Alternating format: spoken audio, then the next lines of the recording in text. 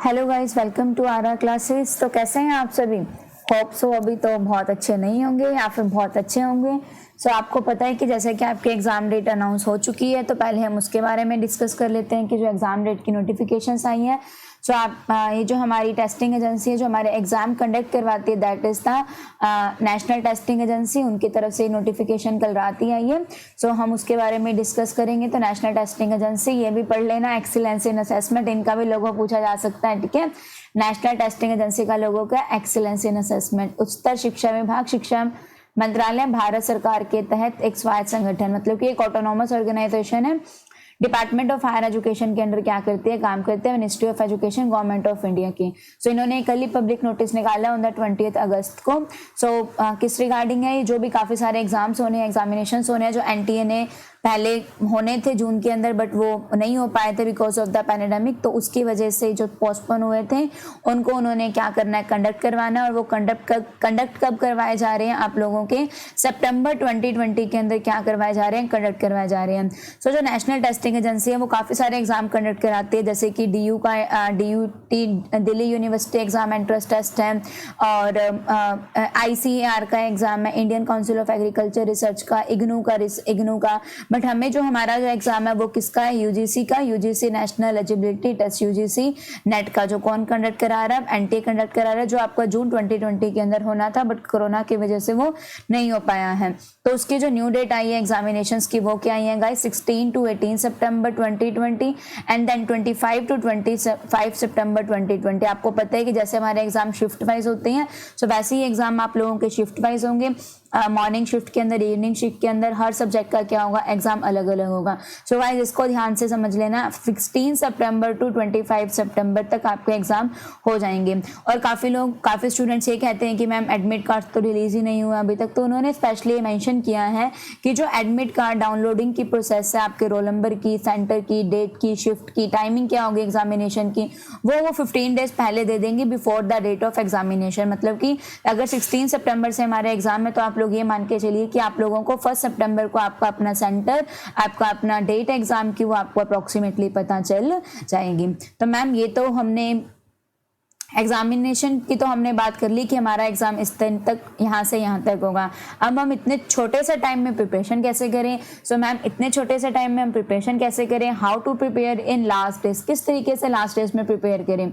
और अब मुझे सोचना भी पड़ेगा क्योंकि मुझे इसको JRF पे लेना है ना, लेना है हमें, JRF पे लेना है, और हमें मेहनत भी करनी पड़ेगी और हमें काम भी करना पड़ेगा। तो हम किस तरीके से अपने आप को संभालें, किस तरीके से हम काम करें, किस तरीके से अपना जो इतना बड़ा सिलेबस है उसको क्या करें, मैनेजमेंट करें। तो उसको लेकर ही छोटी सी आप लोगों के लिए एक थोड़ी बहुत टिप्स हैं, तो ध्यान से देखना। पहली टिप आप लोगों के लिए, देखो अब इस टाइम पर अगर आप लोग पेपर 1 और पेपर 2 दोनों को इक्वल टाइम दो, ठीक है। पेपर 2 वैसे जो हमारा होता है वो कंसेप्ट बेस्ड होता है, जिसको हम लोग अपने, मतलब कि अगर हम ऑब्वियस सी बात है मास्टर डिग्रीज के अंदर हैं, सो हम अपने 7 ईयर से, लास्ट 7 ईयर से अपने पेपर 2 को बढ़ते हुए आ रहे हैं। तो हमें वहाँ पर अगर हमारे कंसेप्ट स्ट्रॉन्ग है, सो हमारा यहाँ पर हो जाएगा। अब यहाँ पर आप लोग प्लीज़ नए कंसेप्ट को ऐड मत कीजिए। जो भी आप लोगों ने कर रखा है बस उसके रिवीजन के ऊपर फोकस कीजिए। जो भी कर रखा है उसके रिवीजन कीजिए, और स्पेशली फोकस कीजिए PYQs के ऊपर, क्योंकि PYQs कभी कभी ये होता है कि same as it is question भी आप लोगों के पूछ ले जाते हैं। सो PYQ से आप लोगों को हेल्प मिलेगी। अब ये तो मैं नहीं कहूँगी कि आपको आइडिया मिलेगा कि एग्जाम कैसा आएगा। अगर आइडिया मिल भी गया तो हम किस तरीके से प्रिपरेशन कर पाएंगे? With in less than 30 days भी नहीं, लेस देन 30 डेज है हमारे पास। सो PYQ के ऊपर पूरा फोकस कीजिए। MCQs कीजिए, और MCQs को करने का तरीका ये रखिए, लाइक आपके सामने 4 ऑप्शन आते हैं, A B C D। तो आपके पास अगर ऑप्शन नंबर B करेक्ट है तो बाकी जो ऑप्शन है उसको छोड़ मत दीजिए, उनको उतनी ही अच्छे से या फिर उससे ज्यादा अच्छे से समझिए। या जब भी आप लोग PYQ भी कर रहे हैं तो देखो सेम क्वेश्चन तो नहीं आएगा, लेकिन सिलेबस तो वही रहता है। तो जो बाकी ऑप्शंस है लाइक ACD ऑप्शन है, उनको और भी ज्यादा अच्छे से अंडरस्टैंड कीजिए। जितना आपने B को अंडरस्टैंड किया उससे ज्यादा A और C और D को अंडरस्टैंड कीजिए, ठीक है। अब कंसेप्ट क्लैरिटी वो हमारी काफी पेपर 2 के अंदर हो चुकी है। पेपर 1 के लिए आप लोगों ने क्या करना है? पेपर 1 के लिए स्पेशल फोकस कीजिए। एमसीक्यूज के ऊपर 2006 से लेकर 2019 तक के एमसीक्यूज कीजिए। अगर आप भी करना चाहते हैं तो आप मुझे फॉलो कर सकते हैं अनअकैडमी पे ऊपर, वहाँ पे मैं डेली 1 बजे स्पेशल क्लास लेती हूँ, तो वहाँ पे हम लोग कर रहे हैं 2010 तक हम पहुंचे हुए हैं, तो आप उसको ज्वाइन कर सकते हैं। और इसको हम कैसे डील करें, ये जो हमारे सामने एकदम से शौक आ गया एग्जाम का, बट आना ही था ये तो खैर कि बट हम कोई कह रहा था कि दिसंबर में होगा, बट एक ही दम आ गया। तो जैसे कि हमारे घर में अगर इमीडिएटली कोई मैरिजेस आ जाती हैं या फिर इमीडिएटली कोई फंक्शन आ जाता है, तो इमीडिएटली मैरिज आ जाती है, तो कितने कितने दिन पहले जागते हैं हम, 10-10 दिन पहले, 20-20 दिन पहले जागते हैं। तो इसको भी एज ए फेस्टिव की तरह एंजॉय करना है, ठीक है। मतलब कि एंजॉय करके हमने क्या करना है, इस पूरे सेशंस को, इस एग्जाम मैनेजमेंट को क्या करना है, डील करना है। स्ट्रेस नहीं लेना कि हमारा ये नहीं होगा या हमारा ये नहीं होगा।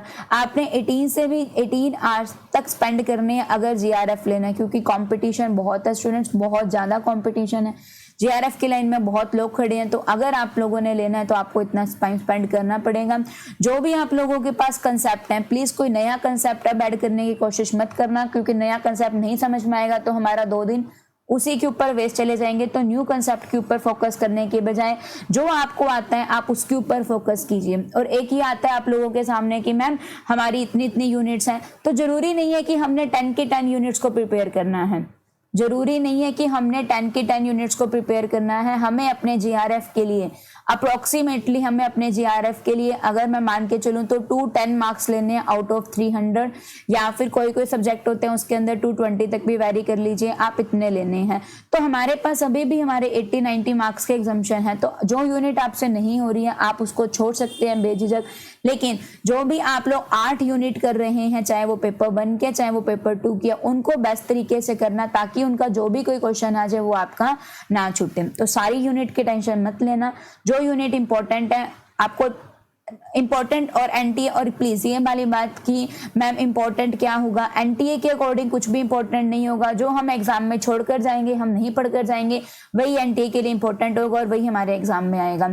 सो आपको यूनिट को हो सकता है कि आप लेफ्ट कर दो, 1 यूनिट छोड़ दो या 2 यूनिट छोड़ दो, लेकिन जो यूनिट कर रहे हो, 8 यूनिट कर रहे हो, उसके अंदर अपना बेस्ट देना कि उसके अंदर कोई भी क्वेश्चन आ जाए तो वो हमारा ना छूटे।